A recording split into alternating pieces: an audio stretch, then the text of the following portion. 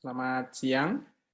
Terima kasih pertama-tama kepada panitia, Bu Reri, Bu Duyana, dan jajarannya yang mengajak saya untuk terlibat di dalam pertemuan yang sangat baik ini. Terima kasih Bapak Ibu yang saya hormati, para senior, para sejawat. Izinkan saya untuk menyampaikan diskusi tentang bagaimana menilai outcome dalam uji klinik obat bahan alam.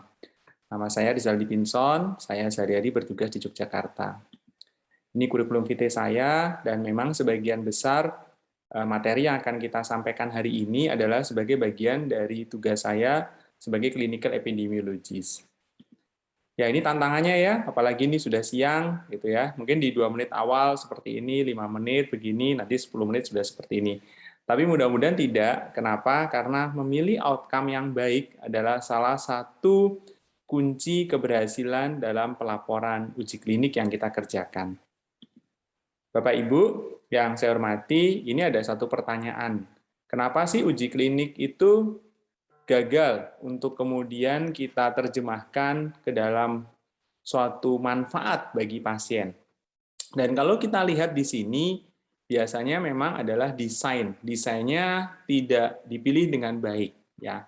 Dan kalau kita lihat desain yang khusus untuk outcome, maka di desain ini kita akan melihat bahwa outcome itu tidak dipilih dengan baik, terutama kalau kita memilih surrogate outcome yang salah, outcome antara yang salah, atau memilih composite outcome yang salah. Atau kita memilih suatu outcome yang subjektif, yang nanti ternyata tidak menggambarkan manfaat yang sesungguhnya bagi pasien. Atau kita memilih outcome dengan skala yang sangat kompleks, ya, di mana untuk pengisiannya, pemahaman daripada outcome tadi menjadi sedemikian kompleks baik bagi penilai maupun juga bagi subjek yang kita teliti. Nah, yang paling sering adalah bahwa kita memilih outcome yang ternyata tidak memiliki relevansi yang bermanfaat terutama bagi pasien dan juga bagi pengambil kebijakan. Sehingga kalau kita cermati, harusnya kita semua yang hadir di sini, terutama sebagai peneliti, adalah bagaimana kita memilih outcome untuk suatu uji klinik dari awal yang memang benar-benar bisa menggambarkan manfaat bagi pasien. Dan outcome yang kita pilih tadi menarik bagi para pembaca, bagi para klinisi, dan juga bagi para pengambil kebijakan.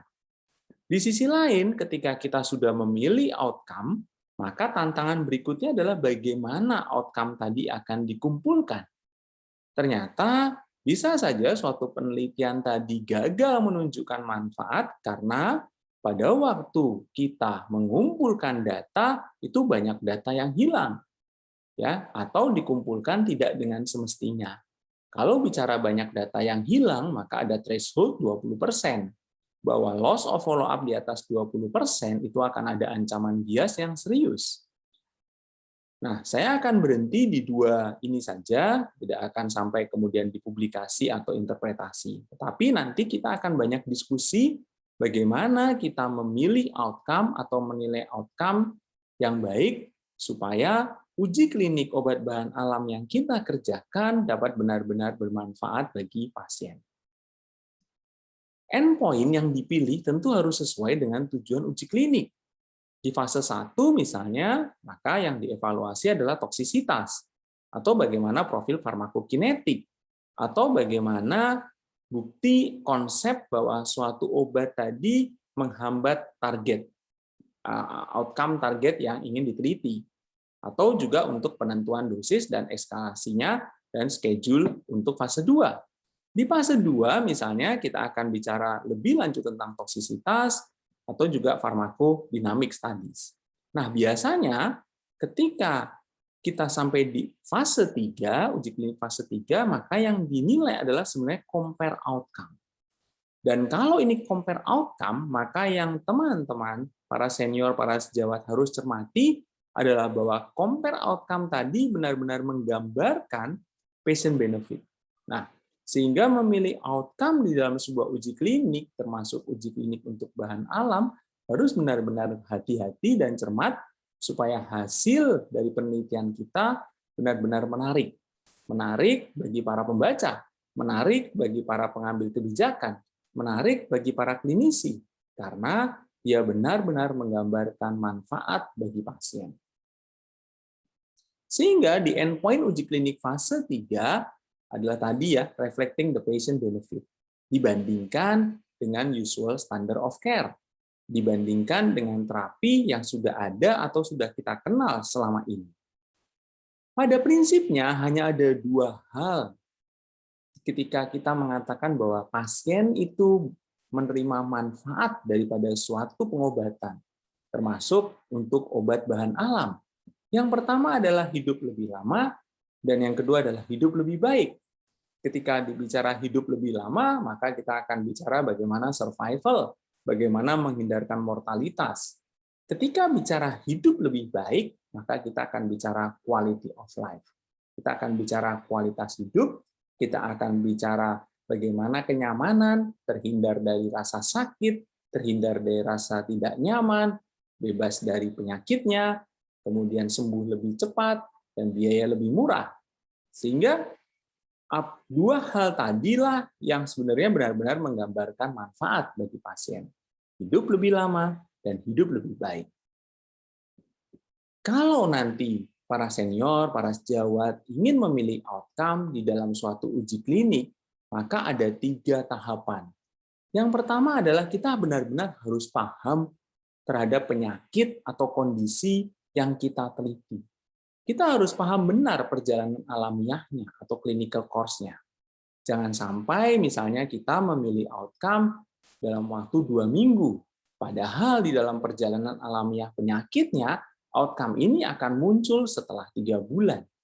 Maka nanti tentu tidak akan menghasilkan outcome sebagaimana yang ingin kita ukur.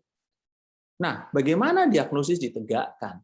Apakah kita jangan-jangan nanti salah memilih atau selection bias karena kita di dalam uji klinik tadi tidak menegakkan diagnosis sebagaimana yang semestinya. Bagaimana kita memilih pasien? Dalam hal severitas, apakah ini ada gradingnya? Misalnya kita bicara COVID-19, apakah kita hanya ingin mau memilih yang ringan, sedang, berat, atau sampai kritikal? Tentu, nanti pemilihan outcome-nya pasti akan sangat berbeda. Di critical patient, mungkin mortalitas menjadi outcome yang layak untuk diteliti. Tapi kalau kita bicara mild to moderate misalnya, maka konversi untuk menggunakan oksigenasi, konversi untuk kemudian harus dengan bantuan ventilasi, konversi untuk masuk ICU, mungkin menjadi outcome yang lebih layak untuk diteliti daripada mortalitas. Lalu kemudian kita juga akan bicara onset, kita akan bicara subset, kita akan bicara komorbiditas, kita akan bicara komedikasi. Ya. Lalu bagaimana dinyatakan bahwa suatu treatment tadi benar-benar bisa memperbaiki outcome. Nah, sehingga kita harus benar-benar paham tentang penyakit atau kondisi yang kita teliti. Langkah yang kedua adalah bagaimana mengkonseptualkan treatment benefit itu. Dikatakan bermanfaat bila apa? Apakah sudah ada penelitian-penelitian yang sebelumnya yang bisa kita telaah? Kemudian kita akan melihat bagaimana sih kita mengidentifikasi yang dimaksud dengan treatment benefit. Apakah dalam hal bebas gejala? Apakah dalam hal survival? Atau dalam hal function. Lalu di konteksnya di mana? Ya. Nah, lalu kemudian kita mau memilih bagaimana outcome tadi kita ukur. Apakah ini berdasar daripada patient reporting outcome, atau observer reporting outcome, atau clinician reporting outcome, atau kita ingin melihat performance outcome. Kemampuan berjalan misalnya pada pasien dengan osteoartritis yang diberi kurkumin. Nah, lalu kemudian setelah kita memahami benar penyakitnya, kita mengkonseptualkan bagaimana manfaat dari suatu pengobatan untuk penyakit tersebut, maka yang lalu berikutnya langkahnya adalah bagaimana kita memilih. Atau kalau ini belum ada, bagaimana kita mendevelop outcome measure tadi. Ya, sehingga bagaimana sih dia diukur, siapa yang mengukur, ya, kemudian bagaimana outcome tadi dikembangkan dalam hal kemudian pengukurannya, siapa yang mengukur, kapan diukurnya, sehingga nanti akhirnya kita bisa mendapatkan patient focus outcome measurement. Ya.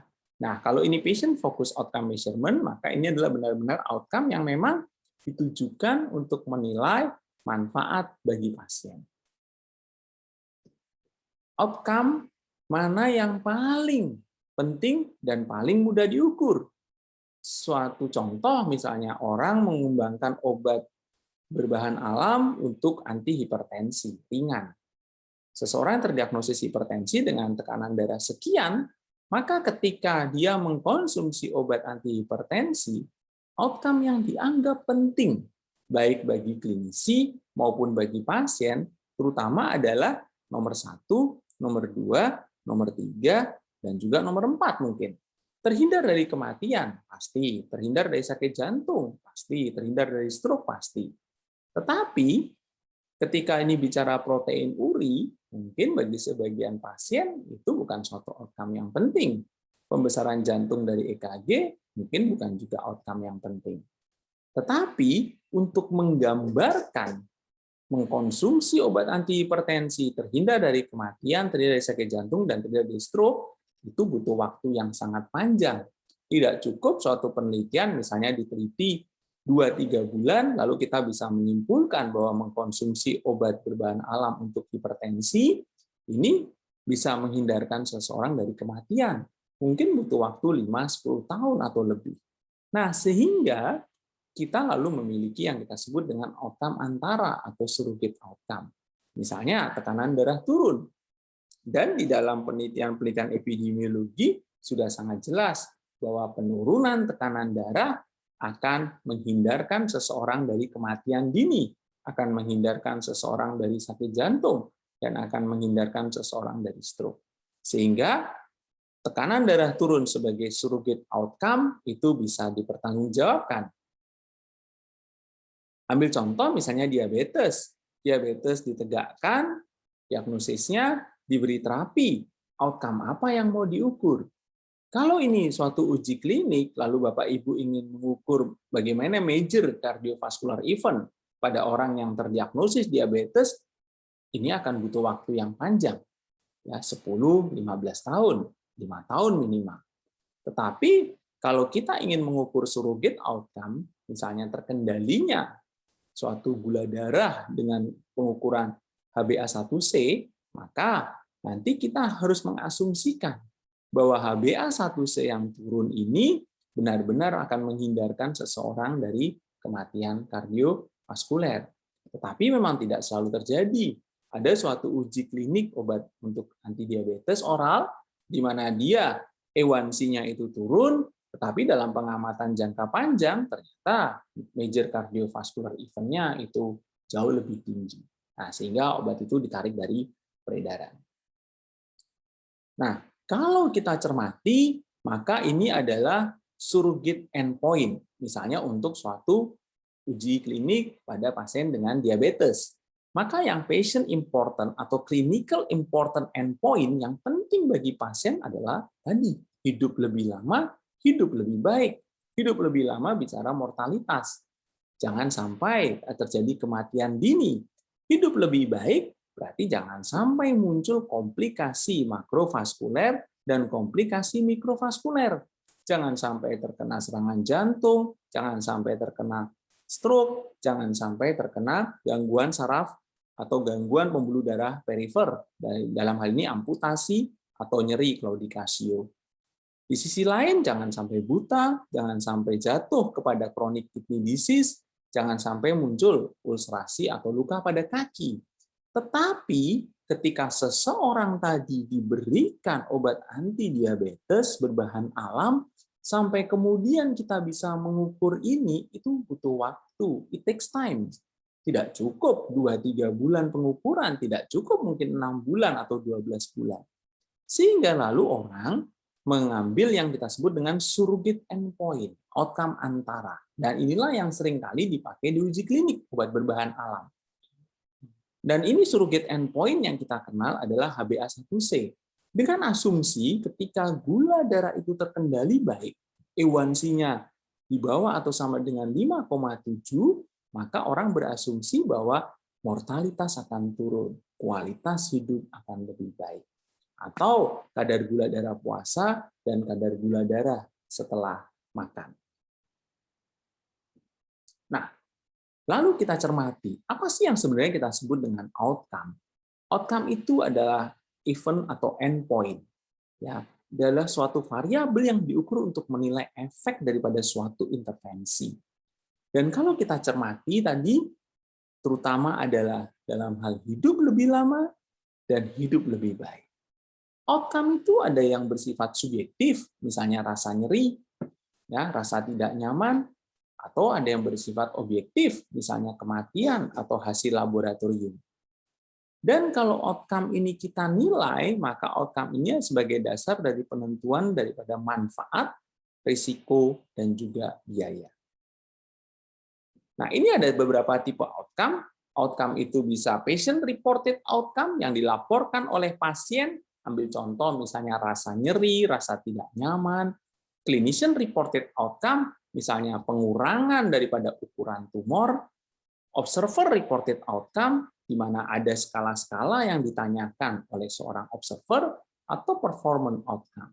Kinerjanya, bagaimana kemampuan seseorang untuk menaiki tangga pada pasien osteoartritis, bagaimana kemampuan seseorang untuk berjalan 6 meter pada pasien dengan osteoartritis lutut. Ya, ini clinical outcome. Tetapi di sisi lain kita punya yang surrogate outcome, outcome antara, atau yang kita sebut juga dengan biomarker. Seorang pasien HIV misalnya, untuk sampai pada clinical outcome mungkin butuh waktu. Tetapi ketika ada suatu obat berbahan alam diuji cobakan, lalu kita mengukur kadar CD4, maka kadar CD4 adalah suatu surrogate outcome.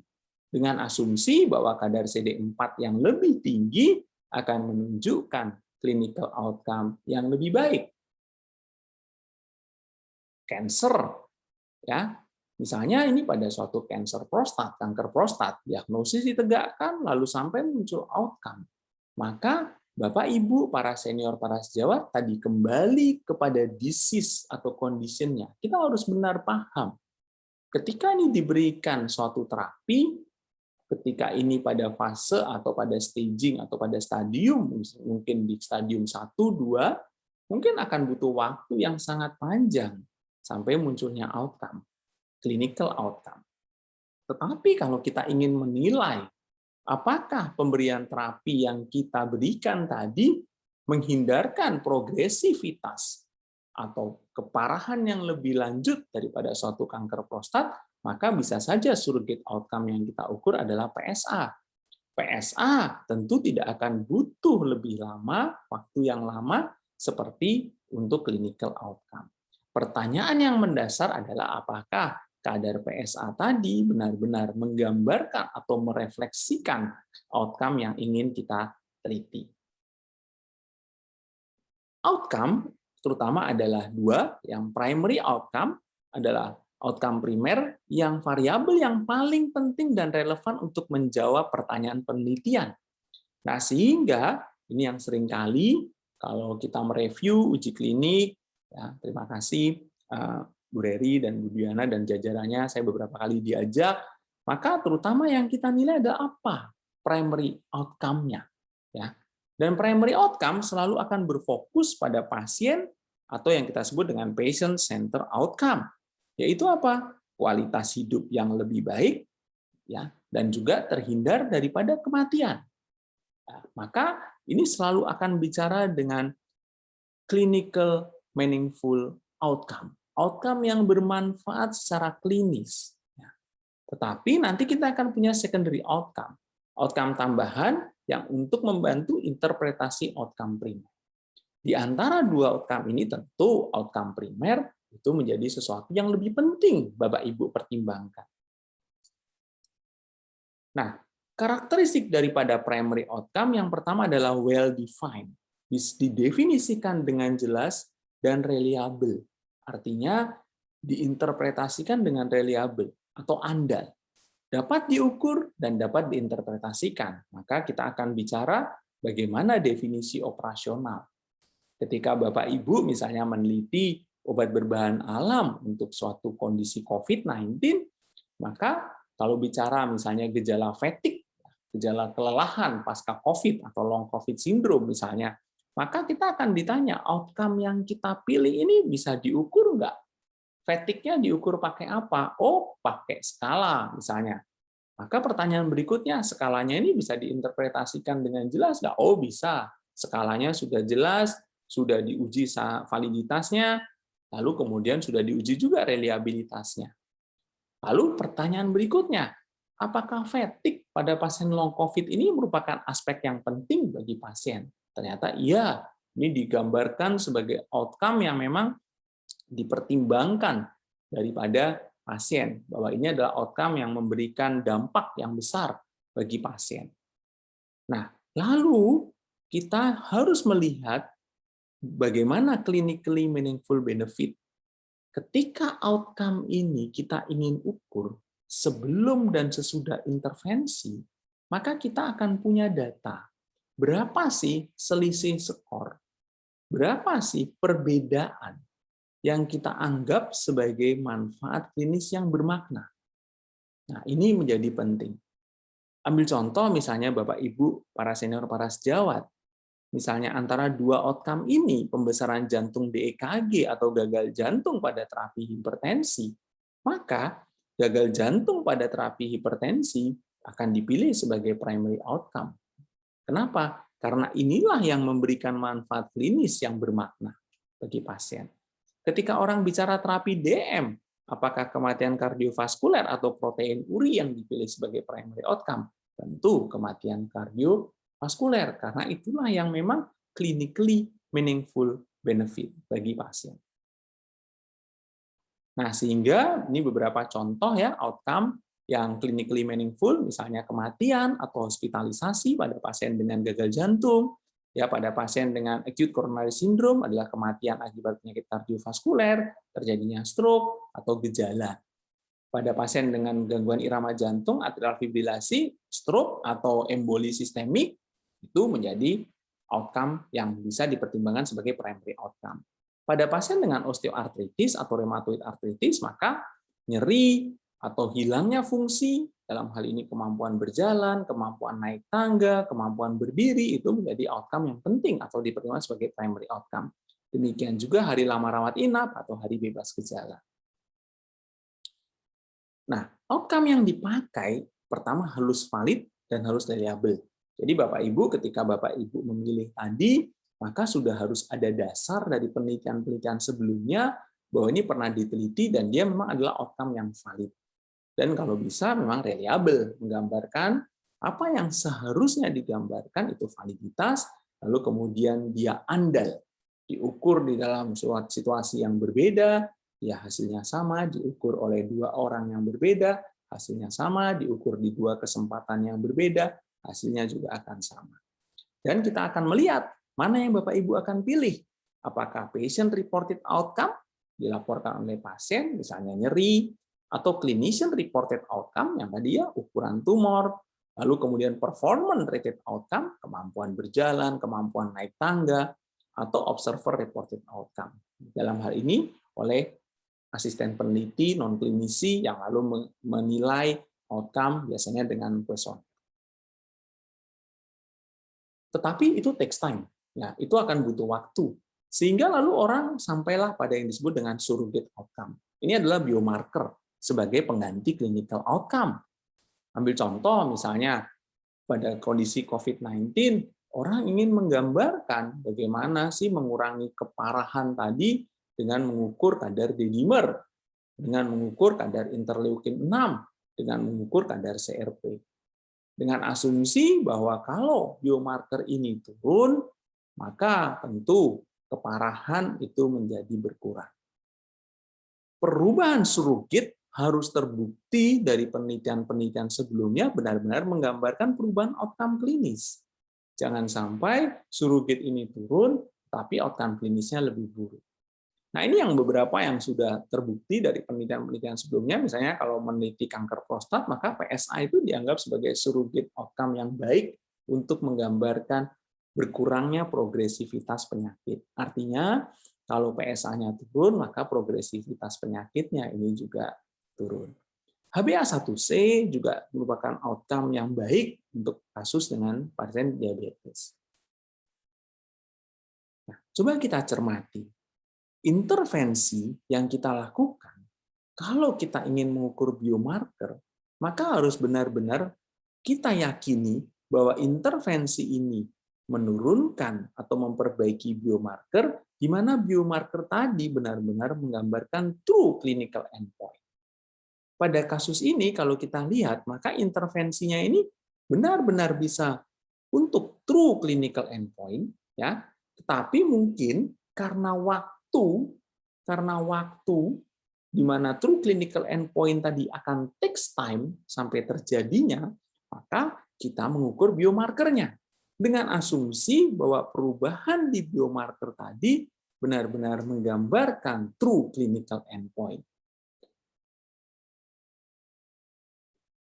Kalau ini penyakitnya misalnya HIV, maka biomarker daripada CD4 itu menggambarkan viral load, di mana lalu kemudian kita bisa menggambarkan bahwa CD4 yang lebih baik ini akan menghindarkan sebuah transmisi dari ibu ke janinnya.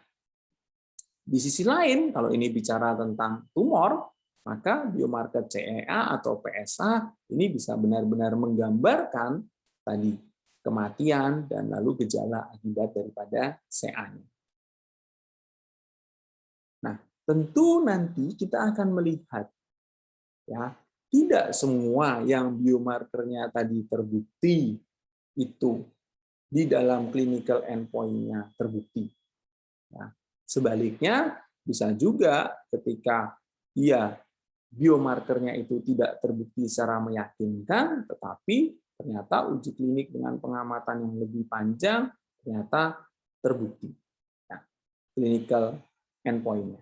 Dan kalau kita lihat memang clinical benefit atau clinical endpoint itu memang adalah akhir. Artinya apa? Yang kita harapkan sih data-data tentang clinical endpoint. Ya, jadi kalau kita lihat ada dua kemungkinan ya, bahwa di sini Bapak Ibu melakukan penelitian ya, kemudian dilihat bahwa ternyata ada perbaikan nih dalam surrogate endpoint ya. Tetapi bisa saja perbaikan di dalam surrogate endpoint tadi ternyata dalam pengamatan lebih lanjut ternyata RCT-nya tidak menunjukkan clinical benefit. Nah, tapi bisa juga sih ada yang clinical benefit. Sebaliknya bisa saja sih mungkin karena dia underpower, nanti kita akan bahas sedikit itu underpower study, misalnya surrogate endpoint-nya tidak terbukti ya, dia below the threshold. Misalnya kalau ini suatu obat anti hipertensi, Bapak Ibu melihat bahwa yang kita bilang clinically meaningful benefit itu kalau dia turun 10 mm Hg misalnya. Ternyata tidak tercapai ya. Tapi nanti ternyata dalam pengamatan uji klinik yang lebih panjang di dalam hal clinical endpoint kita melihat bahwa obat ini ternyata bisa mengurangi kejadian cerebrovaskuler lebih baik daripada yang tidak diberikan. Jadi ada dua kemungkinan skenario. Nah, sehingga kalau Bapak Ibu tadi benar-benar ingin memilih surrogate, pastikan bahwa surrogate tadi memang benar-benar menggambarkan clinically meaningful endpoint. Jadi inilah yang kita harapkan. Ya. Tapi ini kan butuh waktu. Pengamatannya butuh jangka panjang ya, sehingga memilihnya biasanya surrogate ya. Tapi apakah surrogate yang kita pilih ini benar-benar menggambarkan clinically meaningful endpoint? Nah, itulah tantangannya ya. Sehingga kita juga harus melihat bahwa kalau ini diberi intervensi bisa saja sih ada konsekuensi lain daripada intervensi tadi ya. Di sisi lain, clinical meaningful benefit tidak hanya tergantung semata-mata dari intervensi kan, akan ada variabel-variabel lain sebagai kofaktor yang juga akan berpengaruh terhadap clinically meaningful benefit ya, sehingga nanti kita akan sampai pada analisis misalnya yang sifatnya multivariat. Nah, ini beberapa well established surrogate endpoint. Silahkan nanti kalau misalnya Bapak Ibu ingin meneliti, maka pahami benar kondisi klinisnya dulu. Ya, itu yang penting. Kondisi klinisnya kita pahami, lalu kemudian kita sampai pada outcome mana yang mau kita pilih. Kalau outcome-nya sudah jelas, bagaimana mengukurnya, siapa yang mengukur, kapan diukurnya, itulah yang juga penting. Ya, sehingga tadi kita bisa mendapatkan benar patient relevant meaningful clinical benefit. Ya. Nah, misalnya ini clinical endpoint-nya misalnya pada diabetic retinopathy atau neuropati. Mungkin A1C itu surrogate endpoint yang baik. Morbiditas akibat diabetes, blood glucose. Age survival time, HIV, RNA, dan CD4. Pada pasien hipertensi, terhindar dari myocardial infarction atau stroke, blood pressure. Ya. Atau kalau ini suatu statin, misalnya bisa saja kadar kolesterol, LDL, HDL, gitu ya. Cancer survival time, tumor size. Dengan asumsi kalau tumornya ini tidak berkembang cepat, maka survival time daripada kansernya juga akan lebih baik. Gejala-gejala asma, misalnya dengan lung function test. Nah, kalau ini pada uji klinik fase 3, memang yang diharapkan kan sebenarnya tadi ya, luaran yang menggambarkan manfaat. Hidup lebih lama, hidup lebih baik. Ya, sehingga ini adalah patient center outcome. Tadi, masalahnya adalah lama, maka kemudian dipakailah surrogate endpoint. Sehingga teman-teman, para senior, para sejawat yang saya hormati, tetaplah di awal pahamilah penyakitnya. Ini penyakit apa? Apakah ada staging-nya?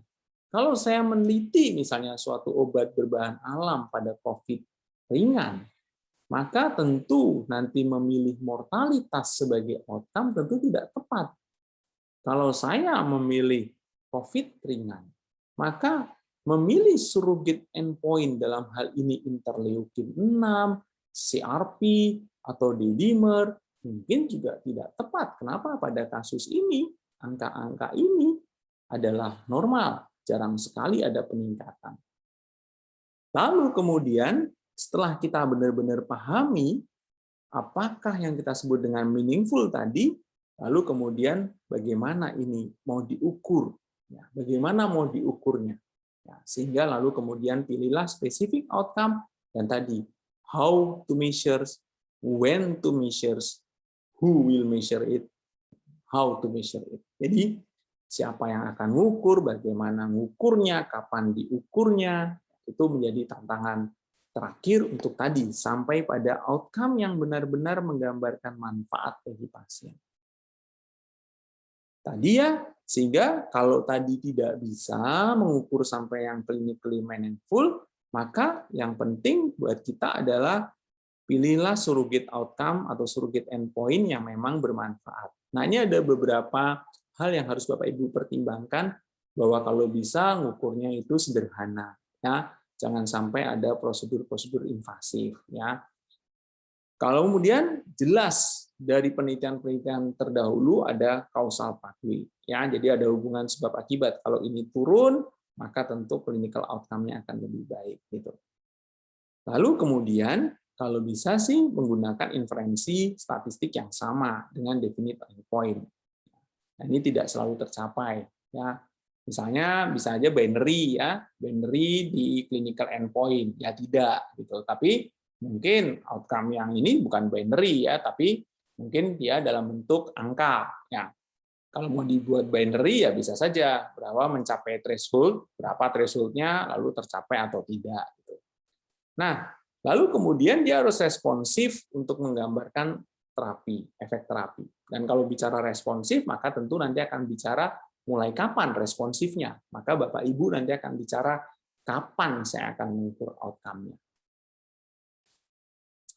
Nah, tantangannya adalah kalau sebuah RCT kita baca, ya, misalnya, atau Bapak Ibu merancang sebuah uji klinik, lalu Bapak Ibu menggunakan beberapa outcome, multiple outcome, maka Bapak Ibu benar-benar harus memilih dengan cermat, memilih dengan hati-hati mana yang Bapak Ibu mau gunakan sebagai outcome primer yang tadi ya, sebagai klaim bahwa obat ini memang benar-benar bekerja atau obat ini memang benar-benar bermanfaat, ya. Tapi tantangannya juga adalah kalau suatu RCT tunggal itu ternyata melaporkan hasil yang berbeda untuk beberapa untuk same outcome, maka bisa saja kita nanti melihat apakah dia perbedaan tadi itu karena perbedaan uji statistik yang digunakan, ya. Jadi misalnya outcome-nya nyeri. Anda memberikan suatu kurkumin ya atau suatu ekstrak ginger untuk pasien dengan osteoartritis misalnya. Maka outcome ini sama-sama pain, tetapi pain itu bisa digambarkan dengan begini. Oh, skala nyerinya berkurang setelah 4 minggu, maka itu continuous. Atau bisa saja digambarkan dengan begini, bahwa berapa sih proporsi daripada subjek yang mendapat ginger dibandingkan dengan placebo yang nyerinya berkurang lebih dari 50% dibanding baseline. Maka uji statistiknya mungkin berbeda. Yang di skenario pertama itu menggunakan independent test di antara dua kelompok, yang di skenario kedua menggunakan beda proporsi, maka kita mungkin akan bicara chi-square. Jadi mana yang nanti akan dipilih itu akan sangat tergantung kepada pertanyaan awal tadi. Pada kondisi penyakit ini, apa sih yang disebut dengan manfaat bagi pasien? Nah, lalu tantangan yang berikut ketika kita merancang suatu uji klinik, atau kita sebagai pembaca uji klinik, atau kita sebagai suatu evaluator uji klinik, atau kita sebagai klinisi yang nanti berharap bahwa uji klinik ini akan bisa membantu kita dalam menangani pasien-pasien yang kita rawat, maka tentu ada istilah apakah ini bermakna secara klinis, apakah ini bermakna secara statistik. Sehingga ketika kita mengevaluasi validitas daripada suatu penelitian, maka pembaca tentu harus mempertimbangkan clinical and statistical significance bagi pembaca. Ya, bagi saya misalnya sebagai evaluator atau sebagai orang yang melakukan telah kritis dari beberapa paper, ini menjadi penting. Bagi Bapak Ibu atau kita semua, kalau ini sebagai peneliti, maka di awal sekali kita harus menentukan clinically significance itu sebagai beda efek yang ingin kita ukur, maka di sanalah lalu kita akan bicara besar sampel. Dengan beda efek seperti ini, besar sampelnya akan sekian. Ketika itu dimunculkan, maka sebagian dari kita mungkin akan menepuk dahi dan berkata, waduh, sampelnya terlalu besar. Boleh nggak sampelnya ini dikecilkan? Oh ya boleh, dengan asumsi bahwa beda efeknya kita besarkan. Tetapi ternyata ketika beda efeknya ini kita besarkan, maka ternyata tidak terbukti secara statistik. Kenapa? Karena untuk menggambarkan tadi chance-nya itu harus lebih jelas, datanya harus benar-benar tidak sangat bervariasi. Padahal di dalam uji klinik mungkin saja kita dapat data yang bervariasi. Ya, sehingga clinical relevance, suatu studi yang mengklaim adanya relevansi klinik, mungkin saja dia tidak bermakna secara statistik. Ya, untuk tadi ya menyebutkan meaningful statement. Ya. Sebaliknya, suatu uji klinik yang tadi menggambarkan perbedaan bermakna secara statistik di antara dua kelompok, bisa saja ketika dibaca oleh praktisi, dia mengatakan, waduh ini perbedaan 2 mm Hg, walaupun bermakna, ya mungkin tidak bermanfaat ya bagi praktek klinik atau bagi pasien. Nah, sehingga kalau dilihat nanti apakah ini benar-benar ada perbedaan atau hanya by chance, ya. Kalau makanya lalu muncullah P kurang dari 0,05, berarti bahwa kemungkinan atau probabilitas bahwa perbedaan tadi by chance itu less than 5%, kurang dari 5%. Tapi di sisi lain kita akan bicara kebermaknaan secara klinis. Apakah perbedaan tadi benar-benar penting nggak buat saya sebagai dokter, buat saya sebagai klinisi, atau buat pasien yang kita rawat?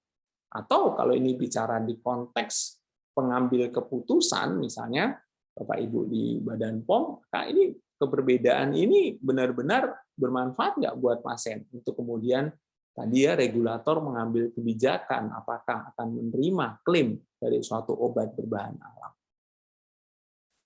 Ambil contoh, ya suatu obat mengurangi tekanan darah 1 mm Hg, P-nya sama dengan 0,001, ya.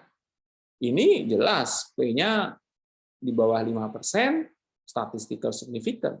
Tetapi ketika orang bicara 1 mm Hg, mungkin ini tidak clinically significant. Di sisi lain, Orang bicara bahwa beda efeknya, ya dipilih 25 mm Hg. Oh, ini jelas 25 mm Hg itu clinically significant, ya. Saya yakin hampir kita semua di sini sepakat bahwa suatu obat yang bisa menurunkan tekanan darah 25 mm Hg itu bermanfaat secara klinis, ya. Tetapi ternyata ketika diuji statistik ini jawabannya adalah no. Ya, ini tidak statistically significant. Maka lalu muncul di sini pertanyaan bahwa ternyata tidak terbukti tadi kenapa ya? Apakah ini karena subjeknya sangat bervariasi, variabilitasnya banyak, atau tadi pengamatannya kurang panjang, atau tadi ini underpower, ya jumlah subjek yang digunakan ternyata kurang. Ya, nanti kita akan sampai ke sana. Ya, skenario terbaiknya tentu ini ya, bahwa 25 mm Hg dan ya statistically significance. Ambil contoh. 2000 orang dewasa antara usia 20 sampai 30 tahun dengan gejala fatigue atau tired ya, pasca COVID, long COVID syndrome, yang dibagi dua kelompok masing-masing 1000 ya. Lalu kemudian satu kelompok itu mendapatkan energi laina, yang kelompok lain itu mendapatkan dummy atau placebo. Pengukurannya adalah secara double blind, di mana yang menggunakan energi laina dan juga placebo masing-masing selama 3 minggu mengkonsumsi 2 tablet per hari, ya 2 pil per hari. Secara desain ini kelihatannya ada randomisasi, ada double blind, artinya dua syarat utama untuk penelitian uji klinik yang baik sudah terpenuhi. Lalu kemudian yang dipilih adalah skala fatigue. Skala fatigue itu adalah antara 1 sampai 20 ya, di mana pada pasien yang gejala 1 itu bahwa dia entirely well seated ya, dan sementara angka 20 ini berarti benar-benar sangat fatigue ya. Jadi yang 1 itu benar-benar baik, sementara yang 1 ini mengatakan sangat fatigue ya. Jadi 2 kutub. Ternyata hasilnya mengatakan 90% dari yang energi laina itu improve 2 poin, 80% dari yang grup placebo improve 2 poin. Nah, pertanyaan di benak kita sebenarnya adalah apakah 2 poin itu adalah sesuatu yang clinically meaningful benefit. Nah, sehingga Bapak Ibu ketika memilih tadi harus benar-benar mencermati skala yang Bapak Ibu pilih. Apakah perbedaan 2 tadi itu benar-benar clinically meaningful benefit. Ya. Nah, kalau dicermati ini statistically significant. Ya, tapi kemudian muncul lagi pertanyaan, apakah perbedaan 90% dan 80% ini juga akan dimakna secara klinis ketika ini berbeda 10%? Sangat tergantung nanti dari berapa sih jumlah subjeknya. Kalau ini kan 2000 ya, berarti kalau ini beda 10% itu bisa aja sih perbedaannya berarti mungkin sekitar 100 sampai 200 orang, yaitu mungkin secara jumlah tentu meaningful benefit ya. Tapi nanti kita akan bicara lagi tentang yang 2 poin. Nah, ambil contoh yang lain. Ya, ada 569 pasien dengan advanced pancreatic cancer. Ya. Ini contohnya obat, bukan obat berbahan alam. Tapi saya ingin menunjukkan data bahwa tidak selalu signifikan itu memang clinically meaningful benefit. Ya, median survival time-nya setelah diberi obat, ya kombinasi dibanding hanya alone saja ternyata signifikan, prolong. Ya, pada kelompok yang dengan kombinasi adalah 6,24 bulan. Pada kelompok yang dengan terapi tunggal adalah 5,91. P-nya kurang dari 5%. Tapi ketika ini ditanyakan kepada para klinisi, maka mereka akan mengatakan bahwa perbedaan 10 hari ya mungkin saja sih tidak akan bermakna secara klinis. Ya. Nah, sehingga skenario-nya kan ini statistik signifikan clinical improvement. Ya, ini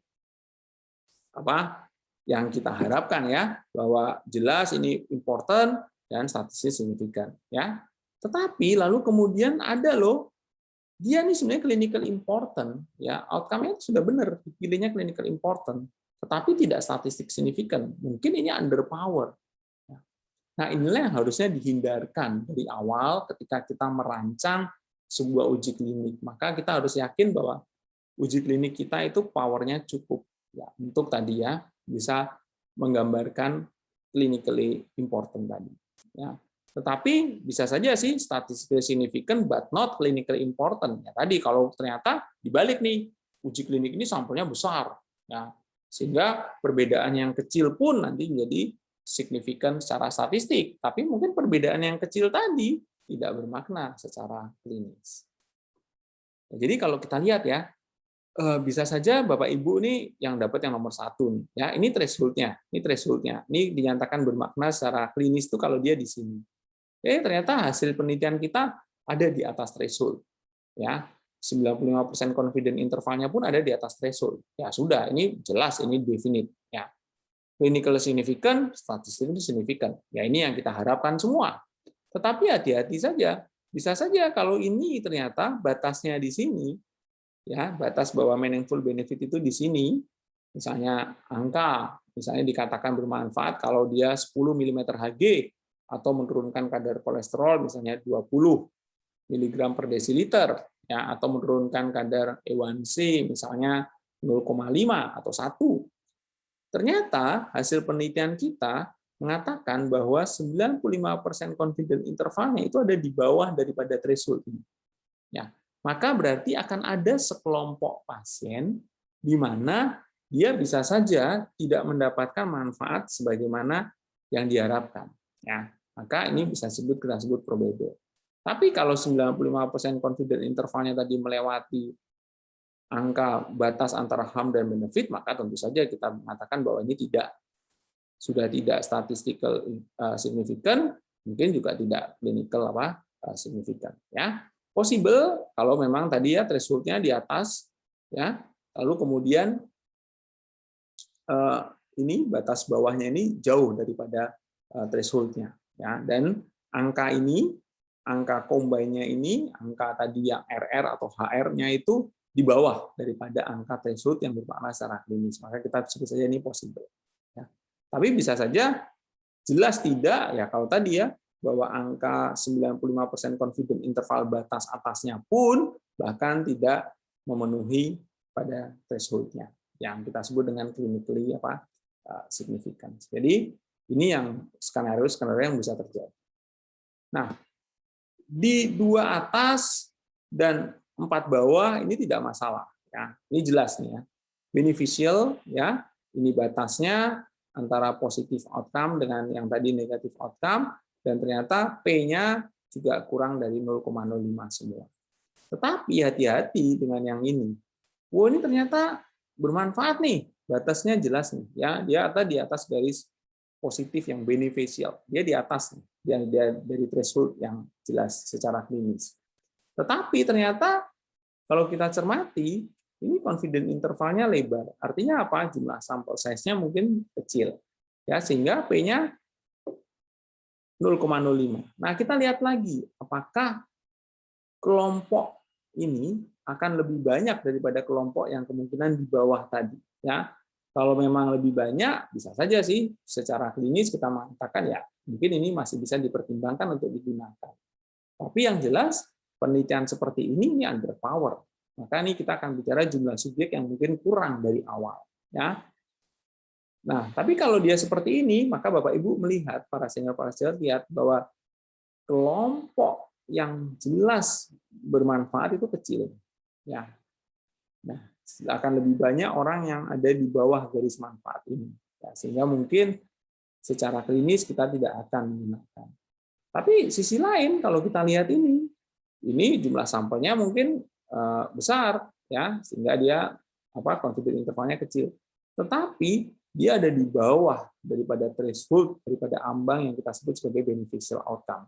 Ya, maka kita tidak akan menggunakannya. Ya. Jadi cermati benar statistically significant dan clinical significant. Ya, tipsnya Bagaimana tipsnya adalah kita harus mengklarifikasi hubungan antara statistik significant dan clinical importance ya. Kemudian, nah ini, kalau ini bicara kita sebagai peneliti, maka tentu kita harus lebih hati-hati untuk memilih beda efek. Ya, untuk tadi ya sample size calculation ya. Seringkali ya pertanyaannya selalu gini, waduh ini terlalu banyak gitu ya. Kalau Bapak Ibu mau menggambarkan perbedaan efek sekian, ya jumlahnya harus besar gitu. Kalau saya mau beda efeknya besar, nah maka pertanyaannya lagi berikutnya, apakah benar obat yang ingin kita teliti sebagai obat ejang, sebagai obat tambahan, memang benar-benar bisa membedakan efek sekian besar? Nah, maka itu akan bicara tadi clinical condition. Ya. Nanti terus provide guidance to trialist, saya yakin ini sudah dilakukan dengan sangat baik oleh Badan POM dalam hal pendampingan, dalam hal pemberian guidance atau panduan-panduan yang sudah sangat jelas yang bisa Bapak Ibu unduh. Lalu yang saya ingin garis bawahi adalah avoid badly chosen outcome.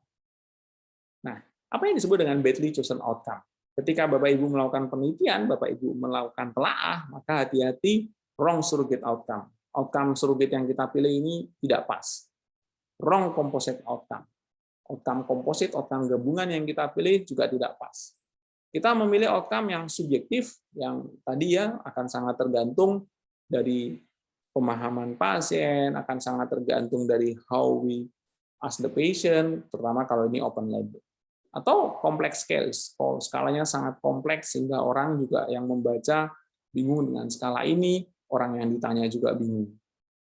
Dan di antara semua tadi adalah badly chosen outcome kalau lack of relevant to patient and decision makers. Meneliti COVID-19 ya, derajat ringan gitu.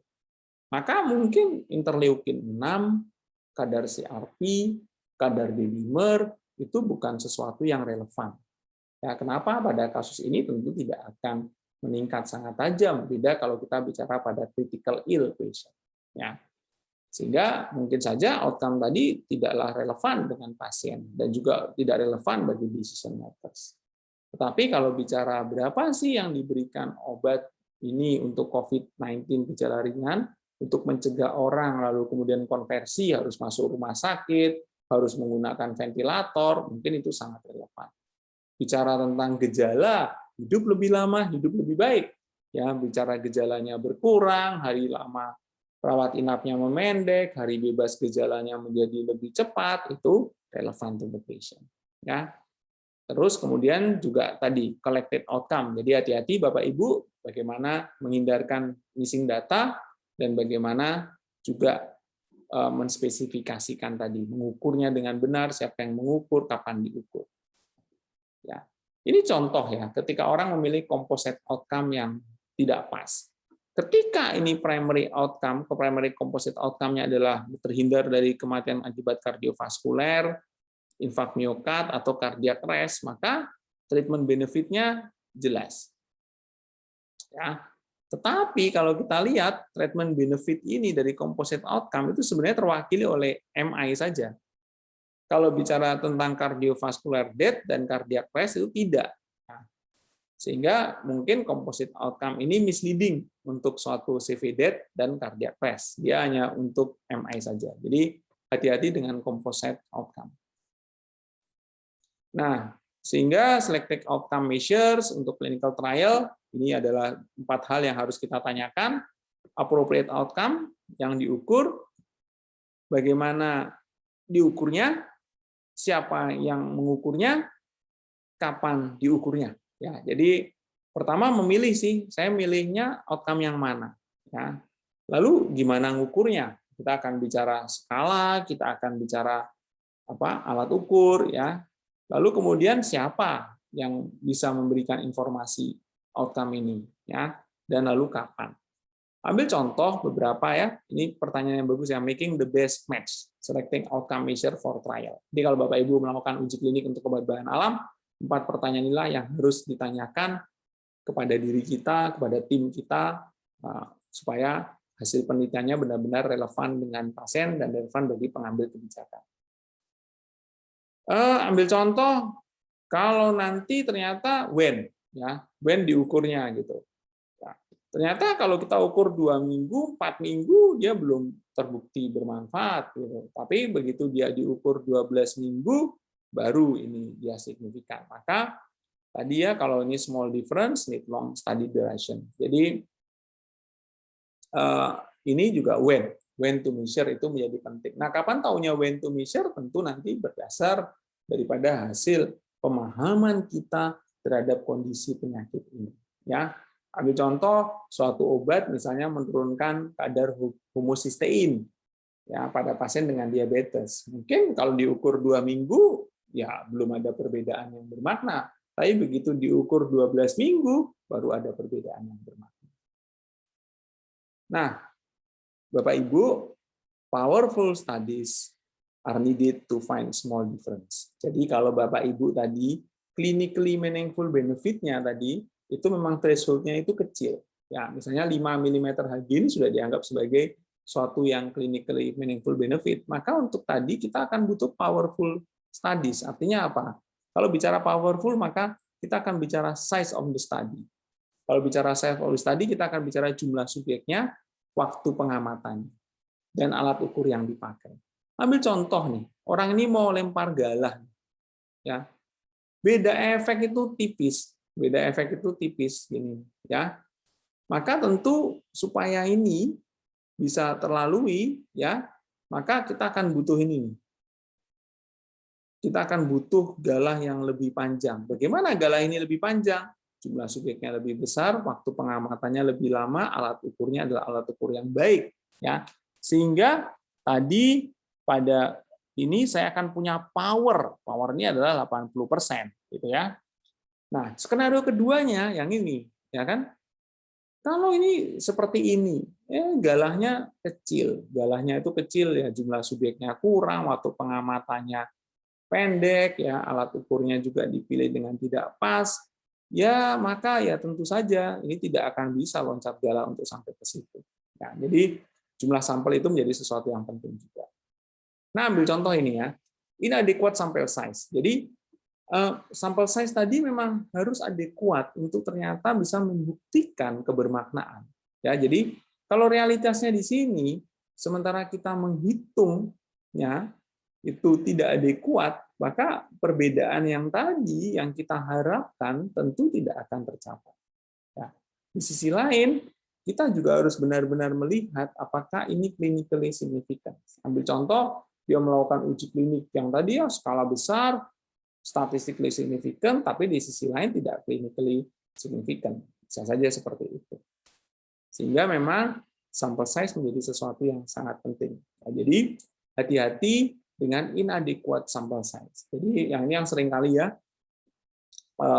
banyak ya kalau kita penelitian ya itu sampel size-nya kita hitung keluar gitu ya. Lalu kemudian begitu sampel size-nya keluar orang lalu bicara, waduh kok banyak banget ya. Ini selesainya kapan penelitian saya? Padahal itulah sampel size yang memang kita butuhkan untuk tadi bisa menilai perbedaan efeknya. Kalau sampel size-nya kita kurangi, maka perbedaan efek yang kita harapkan tidak akan bisa tercapai secara signifikansi. Nah, ini tipsnya terakhir adalah bahwa intervensi kita harus benar-benar bisa menggambarkan primary outcome-nya. Primary outcome kita harus benar-benar ada sesuatu yang menarik bagi audiens kita. Siapa audiens kalau ini suatu clinical trial? Maka adalah para klinisi, pasien, dan pengambil kebijakan. Ya, harus relevan bagi pasien dan harus bisa diukur efficiently. Ya, jangan mengukur interleukin 6 pada pasien dengan COVID-19 ringan misalnya, itu menghabiskan biaya yang sangat banyak, tidak efisien, dan tentu tidak akan menggambarkan apa yang seharusnya digambarkan. Reliable, maka kalau bisa pengukurannya harus objektif, ya, dan well understood scale. Jadi benar-benar gampang dipahami. Nah, sebagai kesimpulan, para senior, para sejawat yang saya hormati, maka tujuan kita ketika kita meneliti sebuah obat berbahan alam adalah untuk improve patient care. Ya, improve patient care. Sehingga suatu uji klinik itu harus benar-benar mengevaluasi outcome yang benar-benar menggambarkan concern atau kepedulian atau harapan dari real world setting. Di real world itu, orang kalau kena COVID-19, long COVID, misalnya saya nggak mau fatigue, saya nggak mau brain fog, gitu ya. Nah, itulah yang kita ukur. Gitu. Kalau ini bicara tentang hipertensi, jangan sampai saya kena stroke, itu real world setting-nya. Namun ternyata banyak nih penelitian-penelitian, banyak uji klinik yang ternyata mengukur dan memilih outcome yang fall, yang ternyata gagal untuk tadi ya, bisa-bisa benar-benar menggambarkan improve patient care. Nah, sehingga ketika Bapak Ibu nanti memilih outcome, mohon benar-benar dipertimbangkan bagaimana sih bahwa kita memilih outcome tadi, kita harus benar-benar bahwa patient itu in mind kita. Ya, sehingga kita minta pendapat para klinisi, kita mendengarkan juga pasien, dan itu outcome tadi digambarkan secara lengkap, transparan, dan kompeten. Nah, supaya itu bisa, maka tadi ya kita akan memilih siapa yang mengukur, bagaimana mengukurnya, dan juga kemudian kapan mengukurnya. Ini menjadi penting untuk kita lakukan. Demikian yang dapat kami sampaikan. Terima kasih Bapak Ibu atas perhatiannya. Saya kembalikan pada moderator yang terhormat. Semoga bermanfaat buat